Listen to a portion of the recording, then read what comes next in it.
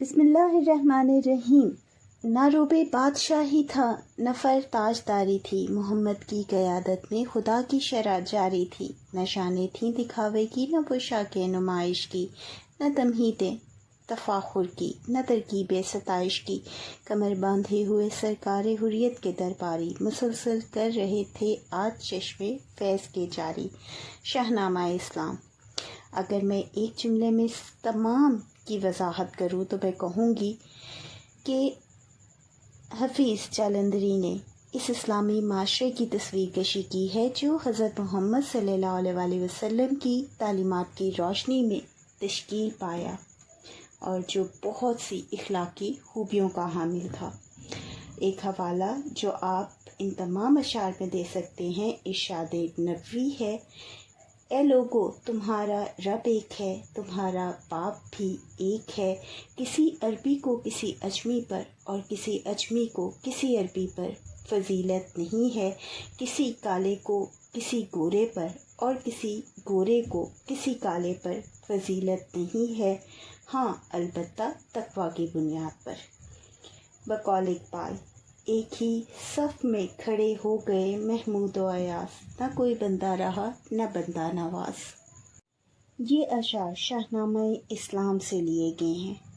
شاعر نے ان میں حضور اکرم صلی اللہ علیہ وسلم کے دور قیادت اور اسلامی ریاست کے ابتدائی خد و خال کو نہایت خوبصورتی سے بیان کیا ہے۔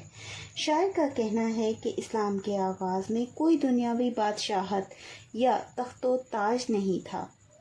رسول اکرم صلی اللہ علیہ وسلم بادشاہ نہیں تھے، نہ دنیاوی اقتدار کے خواہاں تھے، بلکہ آپ صلی اللہ علیہ وسلم اللہ تعالیٰ کی ہدایت کے مطابق دین اسلام کی تعلیم و تربیت اور شریعت خداوندی کو نافذ فرما رہے تھے اور ایک خوبصورت معاشرے کی تشکیل دے رہے تھے۔ اسلامی ریاست میں نہ دکھاوے کی شان و شوکت تھی اور نہ ہی لباس و پوشاک میں نمود و نمائش، نہ ہی فضول فخر اور نہ ہی جھوٹی تعریف و ستائش۔ سادگی اور اخلاق ہی اصل پہچان تھی۔ نبی اکرم صلی اللہ علیہ وسلم کے ساتھی دربار کے اندر ہر خدمت بجا لاتے، مگر وہ خدمت دنیاوی جاہ و حشمت کے لیے نہیں بلکہ دین اسلام کی خدمت کے لیے تھی، کہ دربار ایسے ہی تھا جیسے کوئی بادشاہ کا ہو، اور وہاں پر صحابہ اکرام ہر حکم کو بجا لاتے، مگر وہ خدمت دنیاوی جاہ و حشمت کے لیے نہیں بلکہ دین اسلام کی خدمت کے لیے تھی۔ وہ مسلسل اللہ اور رسول اکرم صلی اللہ علیہ وسلم کی اطاعت و بندگی میں لگے ہوئے تھے، یعنی صحابہ اکرام، اور ان کی محنت و اخلاق سے دین اسلام کے فیض کے چشمے ہر طرف جاری تھے۔ کہ اس ساری کوشش کا نتیجہ کیا تھا کہ دین اسلام کے فیض کے چشمے دنیا میں جاری ہوئے اور اسلام کی روشنی دور دور تک پھیلی، جس سے نہ صرف دنیاوی شان و شوکت، غرور و تکبر، یعنی اسلام نے کیا پیش کیا، پوری دنیا کو انسانیت سے سیراب کیا۔ شاعر نے ان اشعار میں یہ بتانے کی کوشش کی ہے کہ اسلام کے آغاز میں سادگی، اخلاق اور روحانی قیادت کے ساتھ ہوا، کہ یعنی کیا تھا؟ اخلاق تھا، روحانی قیادت تھی اور سادگی تھی، نہ دنیاوی شان و شوکت تھی، نہ غرور و تکبر تھا، بلکہ صرف اللہ کے دین کا نفاذ اور انسانیت کی بھلائی تھی۔ صحابہ اکرام کی محنت و لگن سے دین کے چشمے بہہ نکلے، جنہوں نے جہالت کے اندھیروں کو ختم کر کے روشنی پھیلائی۔ بقول اقبال: کی محمد سے وفا تو نے تو ہم تیرے ہیں، یہ جہاں چیز ہے کیا لوح و قلم تیرے ہیں۔ اور پھر یہی ہوا کہ دین اسلام دور دور تک پھیلا۔ دنیا کی تعمیریں اٹھاتے تھے، مساوات بنی آدم کے نظارے دکھاتے تھے، تمنائیں براتی تھیں یہاں ذوق ارادت کی، صداقت کے لیے دولت مہیا تھی شہادت کی، یہاں ہر رنگ کے پھولوں کا ایک گلزار کھلتا تھا، غریبوں بے زبانوں کو لبِ گفتار ملتا تھا۔ بہت مال و زر نہیں تھا، لیکن نئی دنیا کی تعمیریں ہو رہی تھیں۔ یہ اشعار سادگی، مساوات اور عدل و انصاف کے اس دور کی عکاسی کرتے ہیں جو حضور اکرم صلی اللہ علیہ وآلہ وسلم اور آپ صلی اللہ علیہ وآلہ وسلم کے تربیت یافتہ صحابہ اکرام کے زمانے میں قائم تھا۔ یعنی یہ دور کون سا تھا؟ نبی اکرم صلی اللہ علیہ وآلہ وسلم اور صحابہ اکرام کا۔ شاعر دراصل اس مبارک معاشرے کے اصول اور روحانی بنیادوں کی وضاحت کر رہے ہیں کہ اس معاشرے کی بنیاد کن اصولوں پر رکھی گئی، یعنی اس معاشرے میں غریب یا مال و دولت کی کمی ترقی کی راہ میں رکاوٹ نہیں تھی، اعتدال تھا۔ غریب لوگ بھی نئی تہذیب و تمدن کی تعمیر میں شامل اور شریک تھے۔ دولت کی بجائے کردار اور ایمان کو بنیاد بنایا گیا۔ یہاں سب انسان برابر تھے، کوئی چھوٹا بڑا، امیر غریب، گورا کالا، عربی اجمی کی تفریق نہیں تھی۔ جو حدیث مبارکہ کا حوالہ آغاز میں دیا وہ یہاں آپ دے سکتے ہیں۔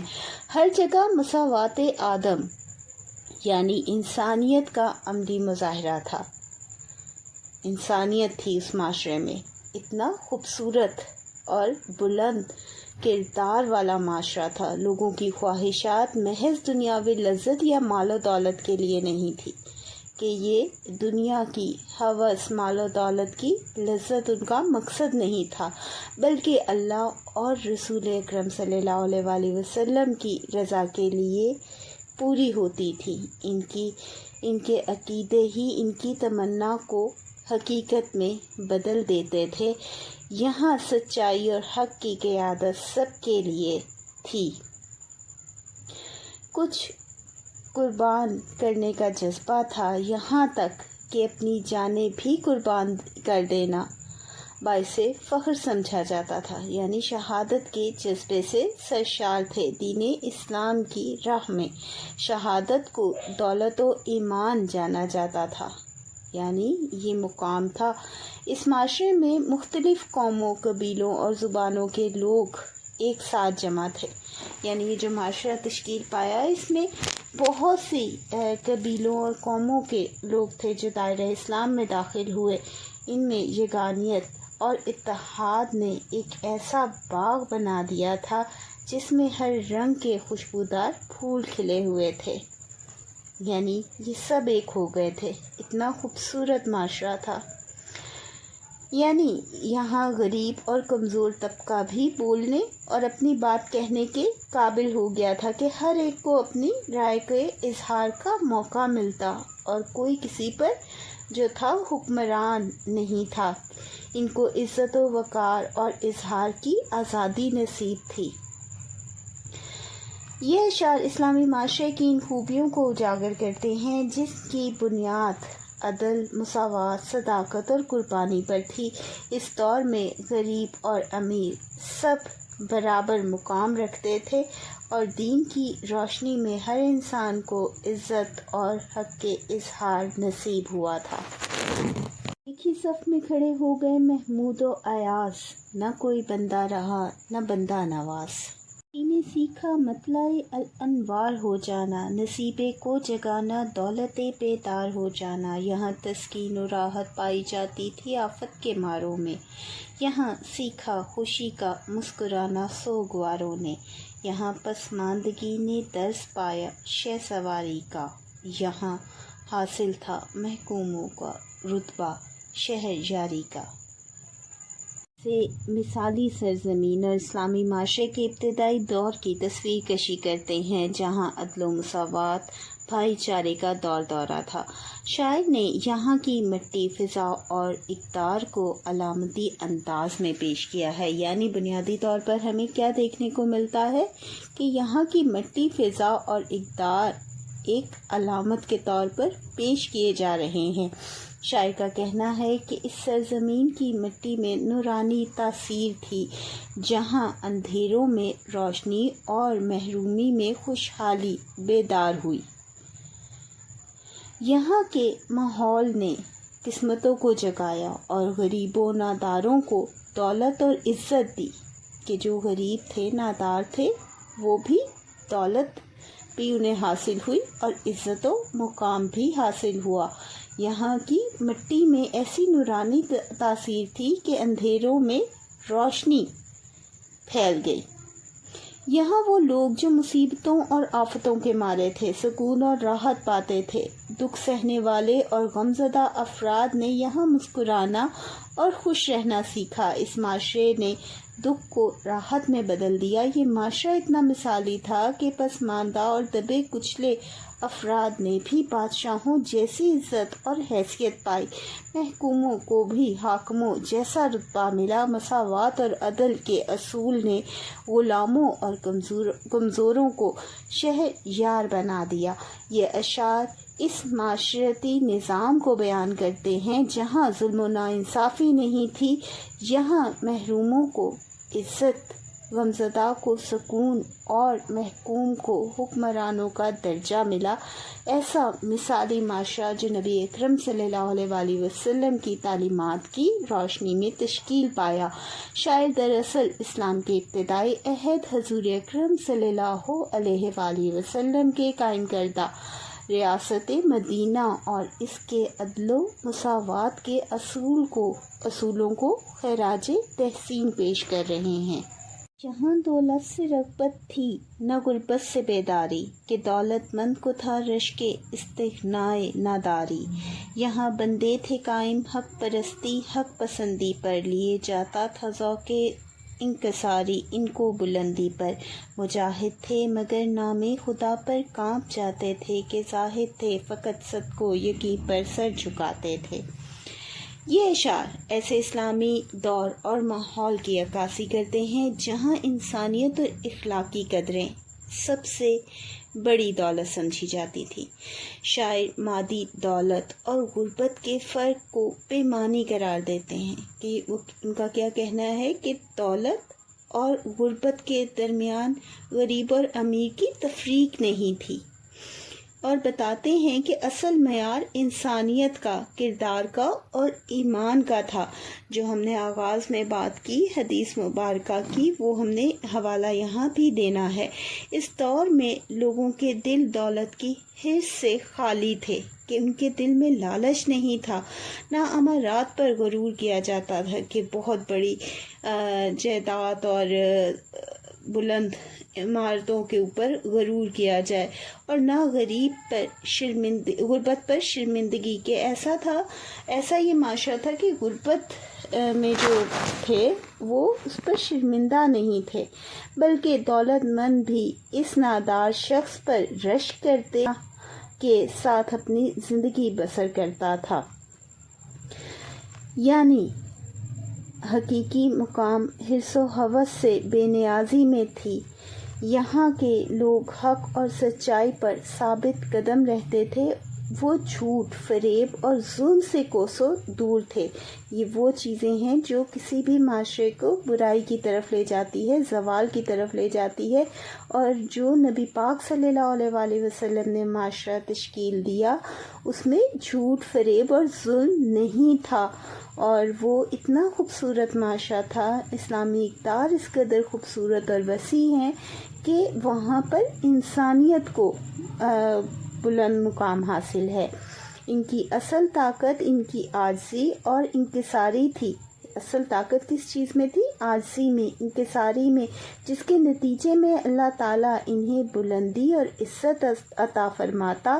یہ لوگ بہادر مجاہد تھے، اللہ کی راہ میں لڑنے والے تھے، لیکن خدا کے نام کے آگے ان کے دل لرز جاتے۔ ان میں غرور یا تکبر بالکل نہیں تھا، وہ صرف اللہ پر سچے یقین اور خالص ایمان کی بنیاد پر سر جھکاتے تھے۔ ان کی اصل طاقت ان کا ایمان اور صداقت تھی، نہ کہ دنیاوی شان و شوکت۔ ان اشعار میں شاعر نے ایک ایسے اسلامی معاشرے کی تصویر کھینچی ہے جہاں دولت یا غربت کی بنیاد پر نہیں بلکہ ایمان، قناعت، حق پرستی، انکساری اور تقوی کی بنیاد پر عزت ملتی تھی۔ حفیظ جلندری نے یہ پیغام دیا ہے کہ حقیقی بلندی اسلام میں دولت یا طاقت میں نہیں بلکہ خدا کے سامنے جھکنے اور سچائی پر قائم رہنے میں ہے، اور یہی پیغام ہمیں ان اشعار میں ملتا ہے۔ راز سجدہ ریز تھے درگاہ باری پر میں، یہ دست و پا تھے خلق اللہ کی خدمت گزاری پر، یہاں محنت کو اپنے حق سے ہوتی تھی نہ محرومی، نہ دیتے تھے دہقان خراج عز و محکومی، زکوٰۃ و صدقات و خیرات پاکیزہ کمائی کے، یہاں سامان بنتے تھے غلاموں کی رہائی کے۔ یہ اشعار شاہنامہ اسلام سے لیے گئے ہیں۔ شاعر یہاں اسلامی معاشرے کی وہ حسین تصویر کھینچ رہی ہیں جو حضور اکرم صلی اللہ علیہ وآلہ وسلم کے دور اور بعد میں خلفائے راشد میں قائم ہوئی۔ یہاں مسلمانوں کی اصل شان و شوکت بیان کی گئی ہے کہ وہ اللہ کی بارگاہ میں عاجزی اور عبادت گزار تھے اور دوسروں کے حقوق ادا کرنے اور خدمت خلق کو اپنی عملی زندگی کا مقصد سمجھتے تھے، یعنی ان کی عبادت صرف رسم نہیں تھی کہ ان کے اعمال بھی عبادت تھے بلکہ عمل سے جڑی ہوئی تھی۔ اس دور میں محنت کش کو اس کا پورا حق ملتا تھا، کوئی کسی کا حق نہیں رکھتا تھا، کسی کسان، دہقان یا مزدور پر جبر اور ظلم نہیں کیا جاتا تھا، کہ ایسا نہیں تھا کہ کمزور پر ظلم کیا جائے، اس کا حق رکھا جائے، اور نہ ہی ایسے ظالم حکمران کو ذلت کا خراج دینا پڑتا تھا۔ اس بات کی نشاندہی ہے جو ایسے ظالم حکمران ہوتے تھے اس کو ایسا نہیں تھا کہ انہیں اپنی اجرت میں سے کچھ ادا کرنا پڑے۔ یہ اس بات کی نشانی ہے کہ اسلامی نظام میں معاشی عدل اور سماجی مساوات قائم تھی۔ اسلامی معاشرے کی سب سے بڑی خوبی یہ تھی کہ یہ لوگوں کی کمائی حلال اور پاکیزہ ہوتی اور وہ اپنی آمدنی کو زکوٰۃ، صدقات اور خیرات کی صورت میں خرچ کرتے تھے۔ ان کی رقوم کا سب سے اہم مصرف غریبوں کی مدد کرنا، غلاموں کو آزاد کروانا تاکہ انہیں جینے کا حق مل سکے تھا۔ اس طرح انسانی مساوات اور اخوت کو عملی طور پر زندہ کیا گیا۔ اس معاشرے میں حفیظ جالندھری نے ان اشعار میں اسلامی معاشرے کی روح کو بیان کیا ہے، یعنی ان کا مقصد کیا ہے؟ وہ اسلامی معاشرے کی روح کو بیان کر رہے ہیں۔ بندگی و عبادت میں ایمان، خدمت خلق میں عملی کردار، مزدور اور دہقان کا حق دینا، ظلم اور محکومی کا خاتمہ، زکوٰۃ و خیرات کے ذریعے غریبوں کی فلاح اور غلاموں کی رہائی، یعنی اسلام نے اتنا خوبصورت معاشرہ تشکیل دیا تھا جہاں عبادت اور خدمت دونوں لازم و ملزوم تھے، اور جہاں عدل، مساوات اور بھائی چارے کی بنیاد خوشحال معاشرے کی تشکیل کرتی تھی۔ دلوں میں جاگ اٹھا تھا یہاں احساس خدمت کا، مریض انسانیت کو مل رہا تھا غسل صحت کا، رضاکاری کے رشتے سے تھا اس گلشن کا شیرازہ، یہاں مسرور ہر چہرہ تھا جیسے پھول ہو تازہ، یہاں سرمایہ و محنت سے غالب تھی حد فاصل، کہ جس کا نام سرمایہ ہے محنت ہی کو تھا حاصل۔ یہ اشعار ایک ایسے اسلامی معاشرے کی جھلک پیش کرتے ہیں جو نبی اکرم صلی اللہ علیہ وآلہ وسلم کی دور میں تشکیل پایا، جو خدمت، انسانیت، رضاکارانہ تعاون اور مساوات پر قائم تھا۔ یہاں اس معاشرے کے افراد میں دوسروں کی خدمت اور بھلائی کا جذبہ تھا، کہ یعنی یہ معاشرہ کیسا تھا، یہاں کے افراد کیسے تھے، ان میں خدمت اور بھلائی کا جذبہ تھا۔ ہر شخص اپنی ذات سے زیادہ دوسروں کی فکر کرتا تھا۔ انسانی مساوات، دکھ اور تکالیف کا علاج کیا جاتا تھا کہ دوسرے کی تکالیف کو کیسے دور کیا جائے۔ یہ اس معاشرے کی خوبی تھی، نہ کہ دوسروں کو درد اور تکلیف دینا۔ غربت، کمزور اور مظلوم انسانوں کو راحت اور سکون میسر تھا۔ معاشرہ رضاکارانہ خدمت اور تعاون کی بنیاد پر جڑا ہوا تھا۔ سب لوگ بغیر کسی لالچ کے ایک دوسرے کے خیر خواہ تھے، سب لوگ خوش و خرم تھے کیونکہ وہ اپنے ماحول میں عدل و مساوات اور محبت دیکھ رہے تھے۔ جیسے خوشبو سے لبریز باغ ہو۔ یہ معاشرہ ایک ایسا تھا جیسے ایک خوشبو سے بھرا ہوا باغ ہو جس میں ہر پھول خوش تھا، ہر انسان وہاں کا خوش تھا۔ آپ وہاں کے افراد کو پھولوں سے تشبیہ دے رہے ہیں، اس معاشرے کو ایک باغ سے تشبیہ دے رہے ہیں، اور آپ کا کہنا ہے کہ وہاں ہر فرد خوش تھا، ہر پھول خوش تھا۔ اسی طرح اس معاشرے کا ہر فرد خوش تھا، سرمایہ دار اور مزدور کے درمیان کوئی فرق نہ تھا۔ ایک ہی صف میں کھڑے ہو گئے محمود و ایاز، نہ کوئی بندہ رہا نہ بندہ نواز۔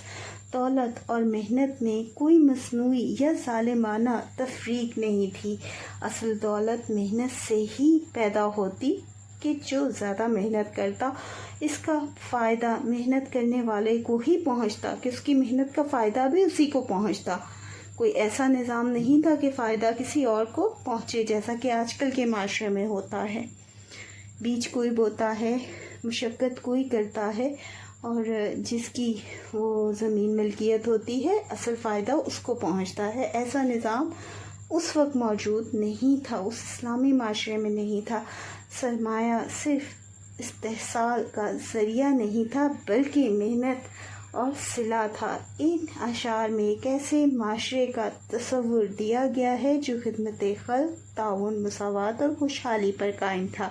یہاں کسی کو بھوکا نہیں چھوڑا جاتا تھا کہ کوئی بھوکا نہ رہ جائے، کوئی امیر و غریب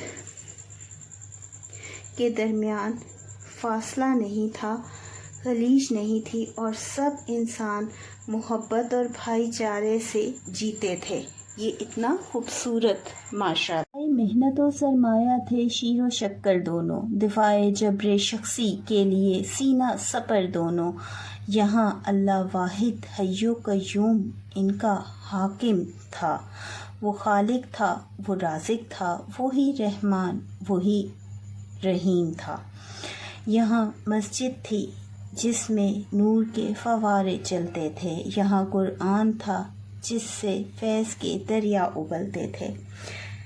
یہاں محنت کرنے والے مزدور اور سرمایہ رکھنے والے امیر دونوں آپس میں بھائی کی طرح رہتے، ان کے درمیان نفرت، بغض یا حسد نہیں تھا، ایک دوسرے کے حقوق کی پاسداری کی جاتی، اور ایک محبت سے یہ معاشرہ تشکیل پایا تھا۔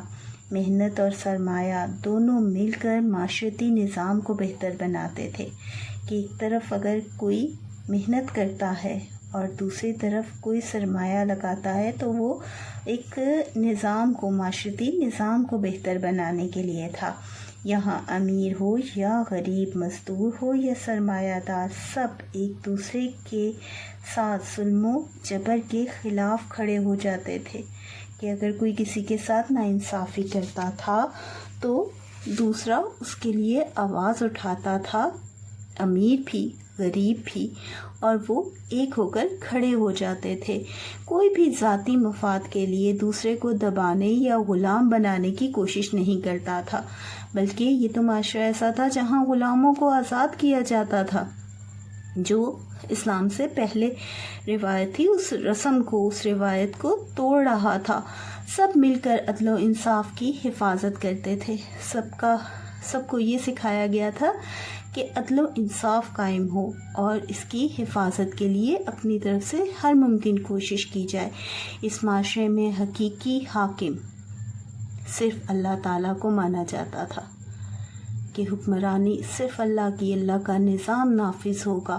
نہ بادشاہت کی شان و شوکت کا غرور تھا، کہ خود کو بادشاہ نہیں کہا جا رہا تھا، بادشاہ نہیں سمجھا جا رہا تھا۔ صحابہ اکرام کے دور میں بھی نہ انسانوں کا ایک روب اور ان کا جبر قائم نہیں تھا، اللہ کو ہی خالق، رازق اور رحمت کرنے والا سمجھا جاتا تھا، اور تمام فیصلے اس کی شریعت کے مطابق کیے جاتے تھے۔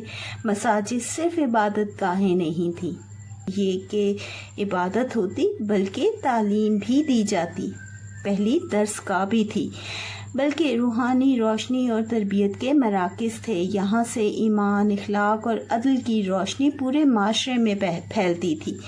قرآن مجید کو زندگی کا حقیقی رہنما مانا جاتا، کہ قرآن پاک کو زندگی کا حقیقی رہنما، جو قرآن پاک میں رہنمائی کی گئی ہے اس پر چلا جاتا، ہر فیصلہ، ہر اصول اور ہر عمل قرآن کے مطابق کیا جاتا۔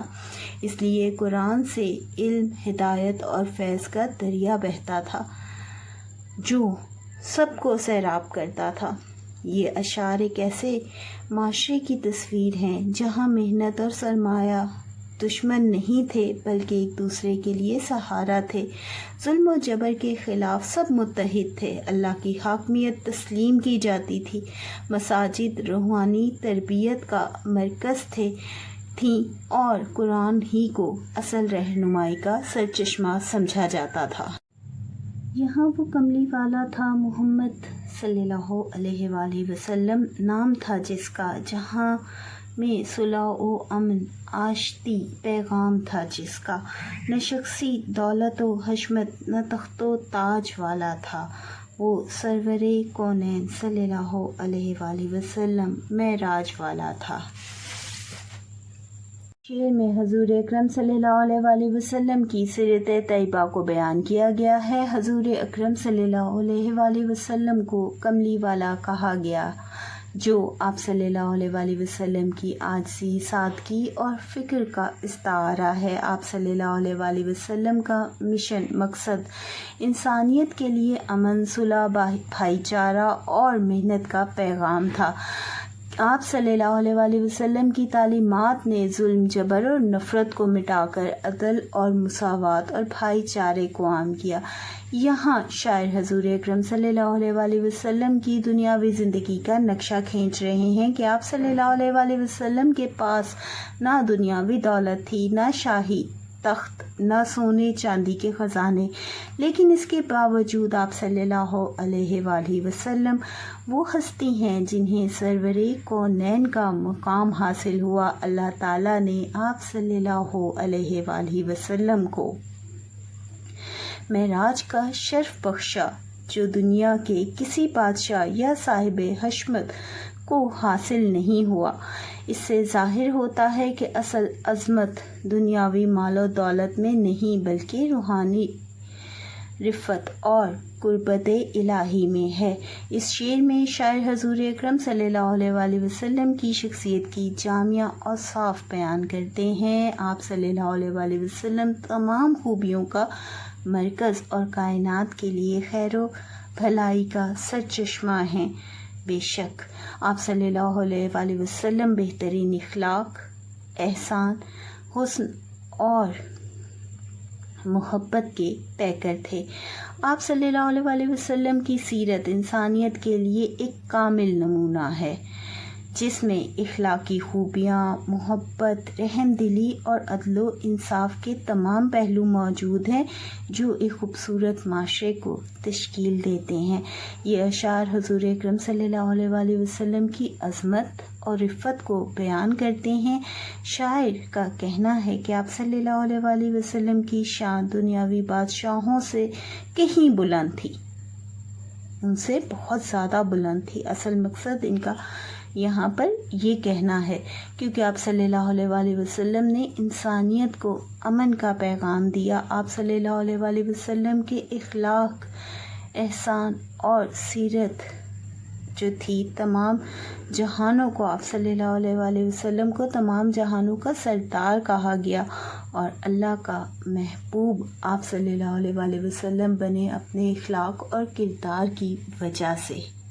اگلے اشعار ہیں، وہ اللہ کی طرف سے مذہب اسلام کا ہادی، دلانے آیا تھا بندوں کو غیر اللہ سے آزادی۔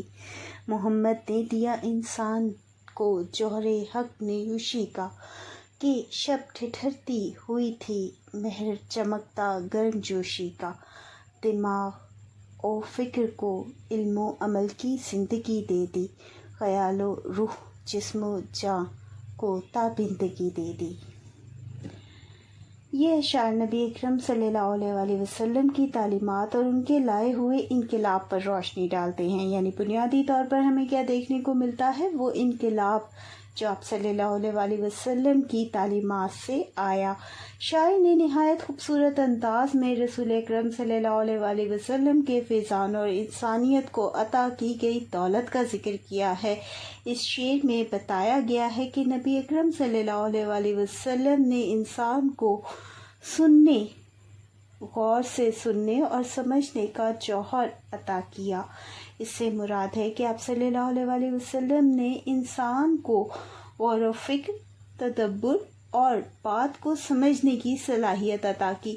جہالت اور اندھیروں کی طویل رات ختم ہو رہی تھی اور حضور اکرم صلی اللہ علیہ وسلم سورج کی مانند طلوع ہو رہے تھے، جو اندھیروں کو مٹانے کی علامت تھے، جنہوں نے اپنی گرمجوشی اور روشنی سے تاریکی کو دور کر دیا۔ نبی اکرم صلی اللہ علیہ وسلم کی بدولت انسان کے دماغ اور فکر کو نئی سمت ملی، کہ ایک نیا زاویہ، ایک نیا انداز ملا جو جہالت کے اندھیروں سے بہت دور تھا۔ آپ صلی اللہ علیہ وسلم نے محض نظریات نہیں دیے، بلکہ ان پر عمل کر کے ترغیب بھی دی۔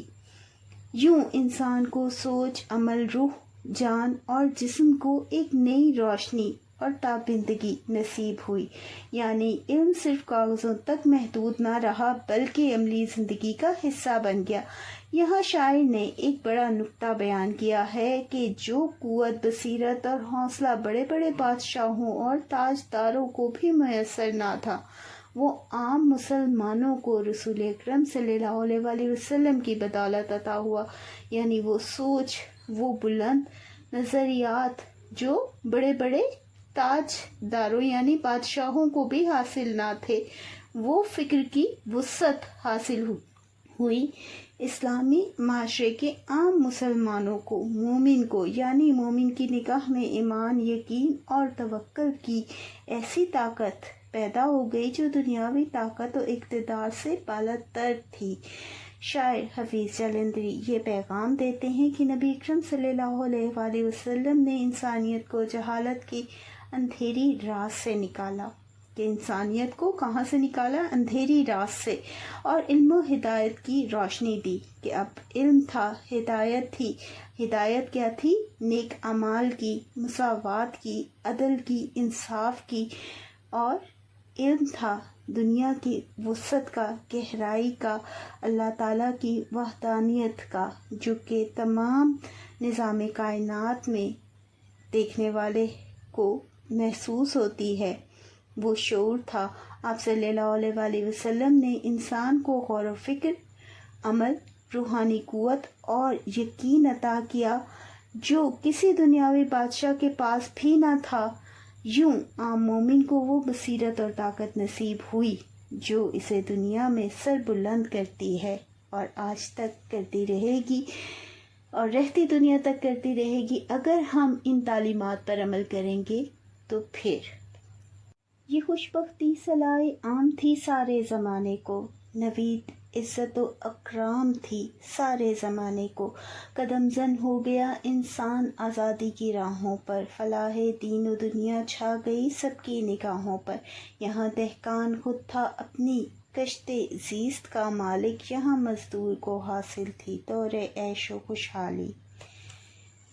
یہ اشعار اسلامی معاشرے کے اس سنہری دور کی جھلک دکھاتے ہیں جو حضور اکرم صلی اللہ علیہ وسلم کی تعلیمات اور آپ صلی اللہ علیہ وسلم کی لائی ہوئی شریعت کی برکت سے قائم ہوئی۔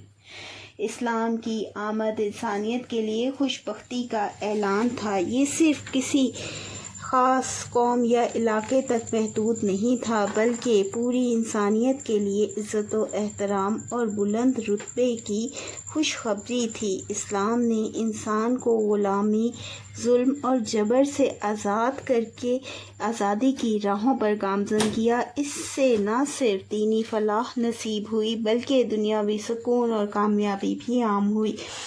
اسلامی نظام میں کسان، دہقان اپنی کھیتی کا مالک تھا، کہ یعنی کوئی ایسا نظام نہیں تھا کہ دولت مند وہاں حاوی ہو اور اس کی محنت پر قابض ہو جائے، کسی جاگیردار یا ظالم حکمران کے وہ قبضے میں نہیں تھا، مکمل طور پر آزاد تھا۔ مزدور کو بھی اپنے خون پسینے کی کمائی کا پورا حق تھا۔ اس عدل و انصاف کے نظام نے محنت کشوں کے لیے خوشحالی اور سکون کے دروازے کھول دیے۔ اس سے ہوا کیا؟ اس عدل سے، اس انصاف سے سکون معاشرے میں پیدا ہوا۔ عام انسان کو بھی جینے کا سکون سے، خوشحالی سے حق ملا۔ یہ اشعار اسلامی نظام کے عدل و مساوات کی عکاسی کرتے ہیں، جس نے انسان کو عزت دی، کسان کو اس کی زمین کا مالک بنایا، مزدور کو اس کی محنت کا پھل دیا اور انسانیت کو آزادی اور فلاح کا راستہ دکھایا۔ مزید شاعر حفیظ جالندھری کا کہنا ہے کہ اس دور میں اخوت بھائی چارے کی خوشحالی عام تھی، کہ جب اخوت بھائی چارہ زندہ ہوا تو بعض قدورت کے تمام انبار بجلی کی طرح جل کر ختم ہو گئے اور عداوت کا دور ختم ہوا، کہ جیسے روندی ہوئی مٹی پر بارش برسے اور پھر تازگی اور حیات پالے، کہ جیسے مٹی دوبارہ سے زندہ ہو جائے بارش کے برسنے کے بعد۔ اسلام کی تعلیمات اس معاشرے کے لیے ایسی ہی تھی کہ اس معاشرے میں زندگی کی لہر پیدا ہوئی۔ بکھرا ہوا معاشرہ بھی دوبارہ بحال ہو گیا۔ فطرت کے استعارے کے ذریعے سمجھایا گیا ہے کہ جیسے سبزے کو رون دیا گیا تھا، کہ پہلے اس معاشرے میں جو اندھیرا تھا، جو تاریکی تھی، جو غلط اقدار تھے، اس نے وہاں کی خوشحالی کو رون دیا تھا، سبزے کو رون دیا تھا، اور پھر سے وہ بڑھنے لگا اور لہلہانے لگا۔ اس کے بعد اسلام کی آمد کے بعد، نبی اکرم صلی اللہ علیہ وآلہ وسلم کے دور اور تعلیمات کے بعد، صحابہ اکرام کے دور میں وہ پھر سے معاشرہ سرسبز ہو گیا، لہلہانے لگا، یعنی کچلے ہوئے لوگ پھر سے عزت اور وقار کے ساتھ جینے لگے۔ آنکھوں میں حیرت کے ساتھ مسکراہٹیں لوٹ آئیں، کہ پہلے تو ان کے آنکھوں میں، مظلوم اور کمزور کی آنکھوں میں ایک حیرت ہوتی تھی کہ یہ سب کیا ہے جو میرے گرد ہے، جو ناانصافی ہے جس کا میں شکار ہو رہا ہوں۔ لیکن اسلام کی تعلیمات اور آمد کے بعد کیا ہوا کہ ان حیرت بھری آنکھوں میں مسکراہٹیں جاگ اٹھیں۔ یہ خوشی کی ایک نئی انقلاب کی زندگی کی علامت ہے۔ مجموعی طور پر یہ اشارے کیسے وقت کو ظاہر کرتے ہیں جب ظلم و ناانصافی کا اندھیرا چھٹ گیا۔ بنیادی طور پر کیا ہے؟ اور اخوت، مساوات، عدل اور خوشحالی کی روشنی نے زندگی کو پھر سے ہرا بھرا کر دیا۔